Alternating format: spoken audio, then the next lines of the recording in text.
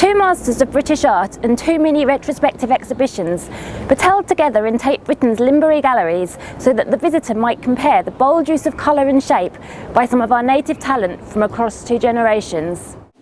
A contemporary of David Hockney, Patrick Caulfield, born in London in 1936, was early on associated with the genre of pop art, although he always resisted this label, adamant that his compositions were influenced by modern masters such as Paul Cézanne and Henri Matisse.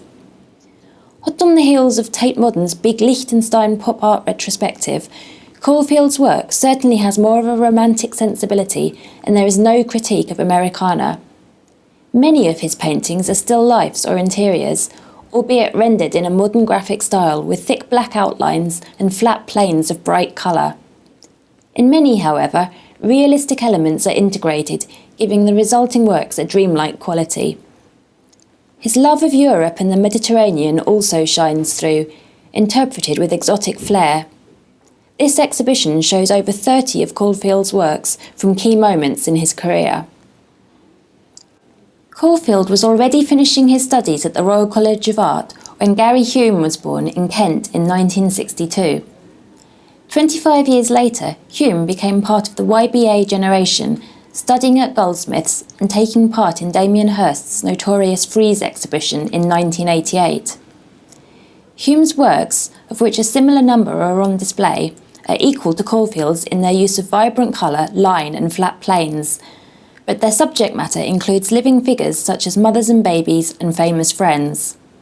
Don't expect them to be recognisable, however, since he abstracts and simplifies liberally, as can be seen in this rendering of Tony Blackburn, or this one of Kate Moss with Michael Jackson's nostrils superimposed. In contrast, his flowers are beautifully evocative in their simplicity, with the swirls of gloss on aluminium creating delicate petals. The exhibition takes us through Hume's career to date, from his earliest paintings of flora and fauna, through his mid-career burst of exuberantly bright colour in household gloss, to his recent, slightly more subdued palette. Recollecting his hospital door works for which he first became famous, entry to the show is through a set of specially modified pink glossy doors. Both artists were nominated for the Turner Prize, and both were made Royal Academicians. Hume also represented Britain in the Venice Biennale in 1999. Caulfield died in 2005, with Braque Curtain being his final work. Hume continues to live and work in London and upstate New York.